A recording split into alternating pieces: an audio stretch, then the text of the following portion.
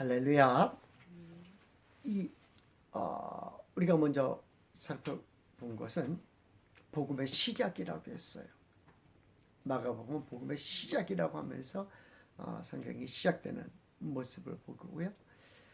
지난주에는 이사야의 복음에 대해서 살펴보았고요. 오늘은 세례 요한의 복음에 대해서 살펴보고자 합니다. 당신은 예수님에 대한 소문이 많이 났던 시기입니다.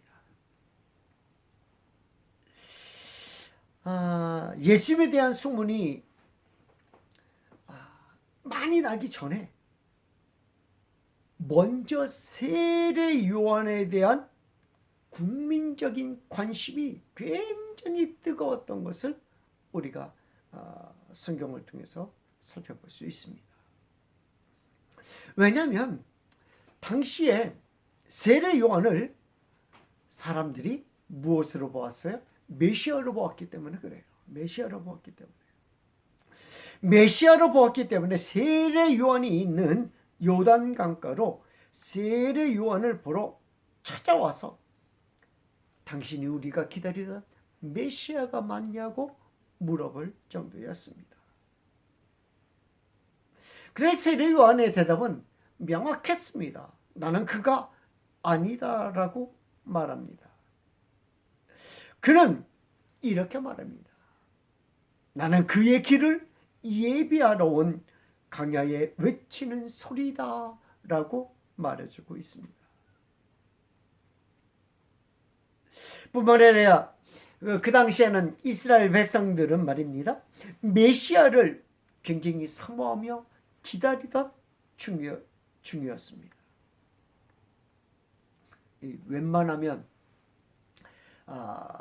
웬만하면 바리새인과 사두개인들이 거주하는 곳은 어디예요? 예루살렘이에요. 그들은 다른 곳은 이방인도 많고 그래가지고 안 가요. 갔다 오면 뭐를 해야 돼요? 그게 부정하기 때문에 눈도 씻고 귀도 씻고 말입니다. 손발을 씻고 막 정결 의식을 행해야 되기 때문에 안 가요. 다른 데로. 그런데 이 바리새인과 사두개인들이 예루살렘을 떠나지 않고 지내는 것이 보통인데 그들이 예수님을 찾아 시골인 갈릴리 지역에 등장한 것만 해도 굉장한 사건인 거예요. 사람들이 야야야야 바리새인 와서 바리새인 야야야 사두개인이 떠서 사있더니 이 정도예요. 이 정도. 우리 그러죠. 시골에 또 높으신 양반 들면 너 누구 떴어 또 그 스타면 떠도 그냥 와 하고 막 몰려다닙니다. 이 바리새인과 사두개인들이 그런 시골에 한번 떴다 그냥 모든 사람들의 관심 집중사예요. 그렇게 바리새인과 사두개인들의 그런 그들의 지위가 그만큼 대단했던 모습을 보게 됩니다. 그런데 예수님의 자신들의 구매에 맞지 않고 정치적인 구원을 해주실 분이 아니라는 것을 알고 이스라엘은 그를 죽이기로 작정한 것입니다. 그 와중에 그러면 예수님이 누구냐라는 것에 관심이 포커스가 이렇게 맞춰지는 거예요.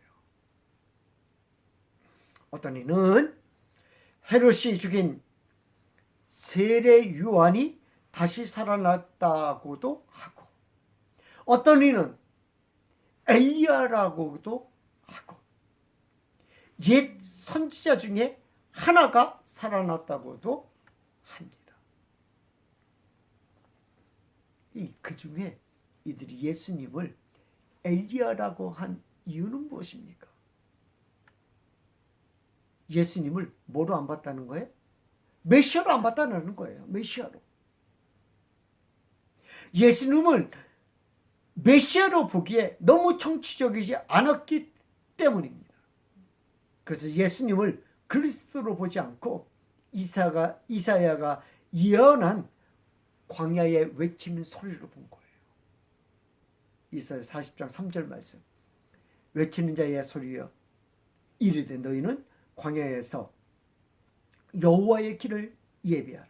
사막에서 우리 하나님의 대로를 평탄하게 하라. 이렇게 예수님을 그러면 우리들이 원하는 메시아가 아니니까 저기 메시아가 아니라 메시아의 길을 평탄케 할 선지자인가 보다. 그 선지자의 이름이 뭐라고요? 말라기에서 정확하게 그 이름이 등장하는데 말라기 4장 5절 말씀에 보라 여호와의 크고 두려운 날이 이르기 전에 내가 선지자 엘리야를 너희에게 보내리라. 이렇게 얘기해요. 그러니까 엘리야가 우리에게 온다고 했으니까 엘리야일 것이다 라고 얘기하는 거예요. 예수님을 엘리야로 다 착각하는 그런 모습을 보게 됩니다. 주님이 엘리야로 많은 오해를 샀던 이유가 바로 이 말라기 4장 5절 말씀 때문에 그렇다라는 겁니다. 주님은 더 정확하게 엘리야는 세례 요한이라고 분명하게 말해주고 있습니다. 마태복음 17장 11절 이하의 말씀과 마태복음 11장 14절에 보면 이렇게 기록합니다. 예수께서 대답하여 이르시되 엘리야가 과연 먼저 와서 모든 일을 회복하리라. 내가 너희에게 말하니 엘리야가 이미 왔으되 사람들이 알지 못하고 임의로 대우하였도다. 인제도 이와 같이 그들에게 고난을 받으리라 하시니 그제서야 제자들이 예수께서 말씀하신 것이 세례 요한인 줄 깨달으니라. 또 마태복음 11장에서는 이렇게 얘기해요. 만일 너희가 즐겨 받을진대 오리라 한 엘리야가 곧 이 사람이니라. 이 사람은 누구? 세례 요한을 이야기합니다. 주님은 세례 요한이 엘리야라고 거듭거듭 말해주고 있습니다.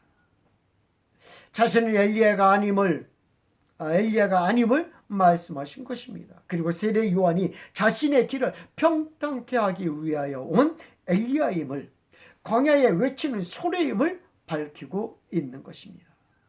세례 요한은 역시 자신은 그가 아니라고 분명히 밝히고 있습니다. 자신은 엘리야라고도 밝힌 적은 없지만 그는 그의 임무를 충실히 감당한 인물이었던 것입니다. 세례 요한이 광야에 외치는 소리였던 것입니다. 본문을 살펴보면서 우리는 엘리야는 누구이며 그가 전한 복음은 무엇인지 살펴보면서 잠시 함께 같이 은혜를 나누고자 합니다. 그렇다면 엘리야는 누구입니까?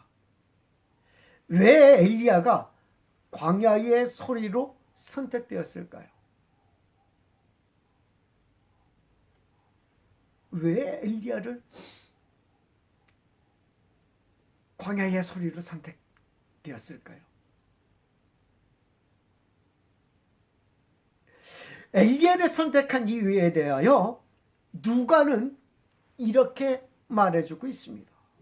누가복음 1장 17절 말씀에 그가 또 엘리야의 심령과 능력으로 주 앞에 먼저 와서 아버지의 마음을 자식에게 거스르는 자를 의인의 슬기에 들어오게 하고 주를 위하여 세운 백성을 준비하리라.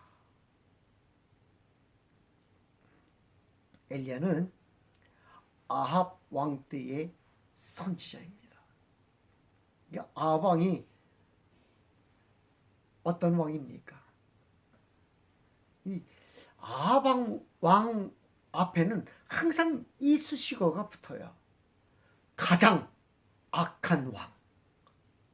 다른 왕들이 참 많음에도 불구하고 아합 왕 앞에 붙는 것이 이스라엘 역대 왕 중에 가장 악한 왕이에요. 그러니까 아합 왕이라는 그 단어를 들었을 때 가장 악한 왕 이렇게 우리들이 늘 생각하면 그 말이 맞아요. 가장 악한 왕이 아합 왕입니다. 이때 엘리야의 심령은 어떤 심령이었을까요? 가장 악한 왕이 자신의 앞에 있는 그때의 엘리야의 심령. 하나님을 사랑하는 심령이었다라고 생각을 합니다. 여러분, 엘리야의 능력이라면, 그 당시 엘리야의 능력이라면 막 죽은 사람들 살려내잖아요. 어디서 살아야 합니까? 궁정에 살 말도 하지 않겠어요? 나단 선지자처럼 궁정 옆에서 살면서 다윗에게 무엇도 하고 조언도 하면서 다 그렇게 살아서 되지 않겠어요? 그러나 그는 광야의 삶을 선택합니다. 좋은 옷을 입을 맛도 한데, 그러나 그는 가죽옷, 짐승의 옷을 입습니다. 마태복음 11장 7절 말씀에서는 이렇게 말씀해주고 7절 이하의 말씀에서는 이렇게 이야기해주고 있습니다. 그들이 떠나매 예수께서 무리에게 유언에 대하여 말씀하시되, 너희가 무엇을 보려고 광야에 나갔더냐? 바람에 흔들리는 갈대냐? 그러면 너희가 무엇을 보려고 나갔더냐? 부드러운 옷 입은 사람이냐? 부드러운 옷 입은 사람은 왕궁에 있느리라. 그러면 너희가 어찌하여 나갔더냐? 선지자를 보기 위함이었더냐? 옳다. 내가 너에게 이르니 선지자보다 더 나은 자리라. 내가 너에게 이르니 선지자보다 더 나은 자리라. 이스라엘 백성들이 광야에서 들어야 할 메시지가 있었던 것입니다. 여러분, 이스라엘에서 광야하면 지난주에도 한번 언급한 것 같은데 어떤 곳입니까? 물이 없는 곳, 짐승들이 사는 곳, 꽃이 피지 않는 곳, 그곳엔 귀신들이 사는 곳. 물이 없는 곳이니까 귀신들이 사는 곳이라고 생각해요. 그곳엔 주검이 있는 곳. 이렇게 생각하면 광야가 맞을 거예요. 이스라엘 백성들이 광야에서 들어야 할 메시지는 무엇입니까? 죽음이 있고 귀신이 살고 물이 없고 황량한 그곳에서 들어야 할 메시지는 무엇입니까? 광야에 샘이 솟아나야 하기에, 광야에 꽃이 피어나기에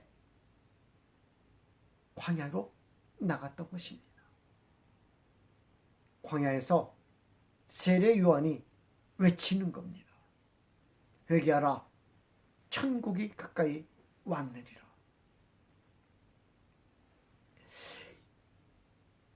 광야에서 큰 대류가 생긴대요. 근데 그 대류를 걸을 수 있는 사람이 누구가 있을까요? 아무리 생각해도 모르겠는데 성경에서 그렇게 이야기합니다. 거룩한 자만이 그 길을 걷게 될 것이다. 거룩한 백성이 되는 자만이 그 길을 걸을 수 있다라는 거예요. 세례 요한이 뭐합니까? 회개하라 하면서 무슨 세례를 줘요? 물 세례를, 회개의 세례를 줍니다. 그리고서 무슨 길을 걷게 하는 거예요? 거룩한 길을 걷게 하는 것을 열기를 시작하는 거예요.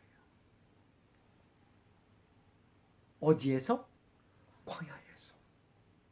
그 광야는 어떤 길이에요? 죽음의 길.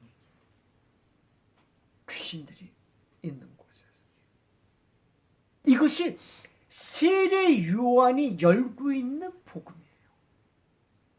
세례 요한이 열고 있는 복음이에요.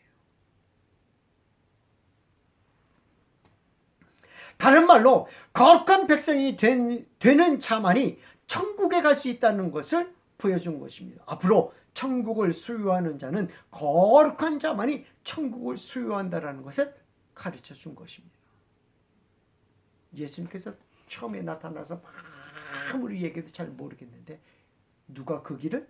세례 요한이 그 길을 먼저 막 열어놓기 시작하는 거예요. 이스라엘 백성들에게 엘리야의 외침은 이것입니다. 이스라엘 백성들이 갈멜산에 모였을 때 이렇게 외칩니다. 열왕기상 18장 21절 말씀에 엘리야가 모든 백성에게 가까이 나아가 이르되 너희가 어느 때까지 둘 사이에서 머뭇머뭇 하려느냐? 여호와가 만일 하나님이면 그를 따르고 바알이 만일 하나님이면 그를 따를지니라 하니 백성이 말 한마디도 대답하지 아니하는지라. 이스라엘 백성들은 죄악 가운데 있었습니다. 그런데도 그들은 우상에게 절하며 하나님을 섬기지 않았습니다. 이때 엘리야가 그들을 독촉합니다. 누구를 따를 것인지 결정하라는 거예요.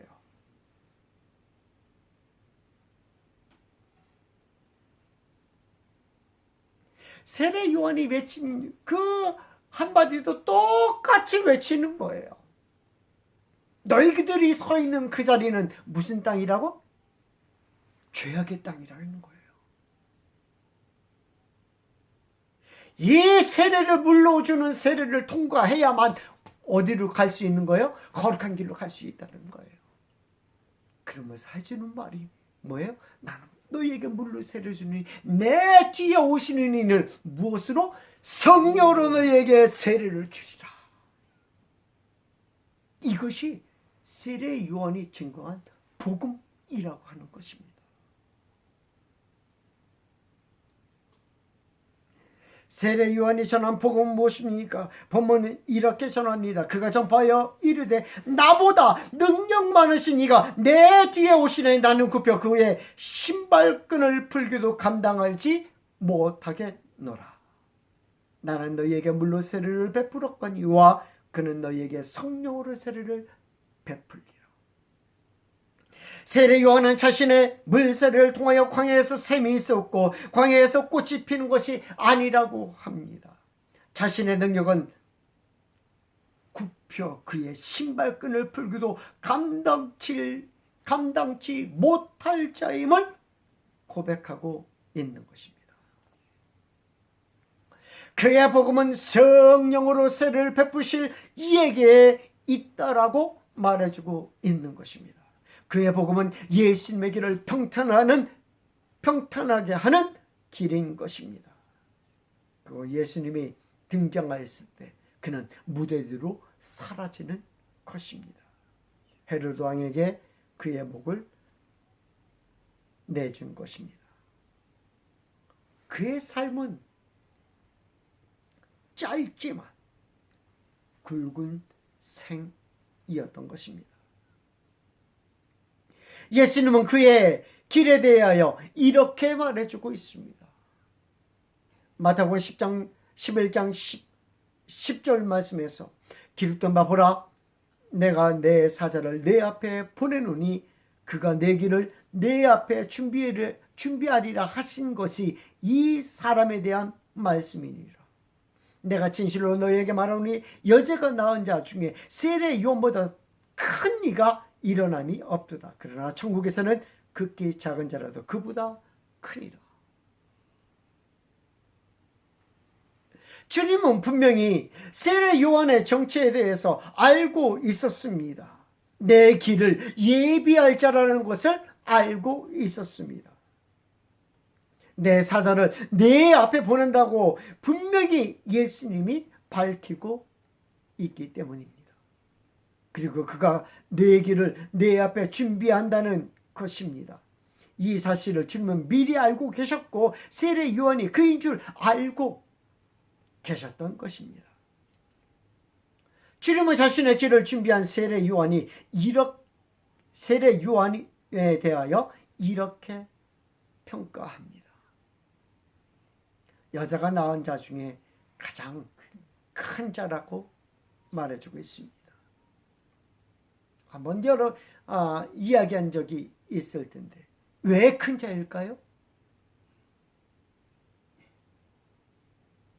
예수님은 세례 요한이 선지자 중에 아니 인류 가운데 가장 큰 자임을 말씀합니다. 왜일까요? 세례 요한과 역대 선지자들과의 차이점은 무엇입니까? 세례 요한이 목숨을 바쳐서입니까? 아닙니다. 다른 선지자들도 순교를 마다하지 않았습니다. 목숨이 위태로워 목숨을 가져가 달라고까지 기도하기도 했습니다. 모든 이들에게 멸시를 받기도 했습니다. 궁정에서 복음을 전한 선지자들도 있지만 대부분은 시대를 역류하며 복음을 증거한 선지자들이었습니다. 요나와 같은 선지자는 타국에서 목숨을 걸고 복음을 전했습니다. 자기 백성에게 매국노라는 말을 들어야 했던 선지자였습니다. 이런 선지자들이 한둘이 아니었습니다. 그럼에도 요한을 가장 큰 자라고 소개한 이유는 무엇입니까? 지금까지 선지자를 포함한 모든 사람들은 메시아에 대한 그림자를 보고 기뻐하였다라는 것입니다.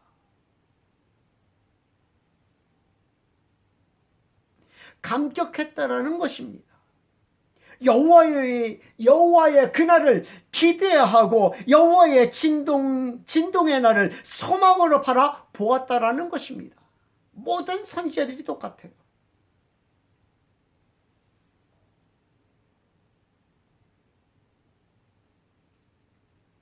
그러나 세례 요한은 여호와의 보배를 직접 본 선지자였다라는 사실입니다. 그것도 잠시 세례를 줄 때, 그것도 잠시지만 세례를 줄 때 뭐 했어요? 대면한 선지자였다라는 거예요. 무엇을? 만국의 보배를. 그러기에 예수님은 이렇게 말합니다. 그가 가장 큰 자라고, 가장 큰 선지자라고 이야기해 주는 모습을 보게 됩니다. 그러면서 성경은 예수님은 이렇게 얘기해 주고 있어요. 천국에 있는 자는 누구보다? 세례보다 다 큰 자래요. 다 큰 자래요. 왜 그럴까요?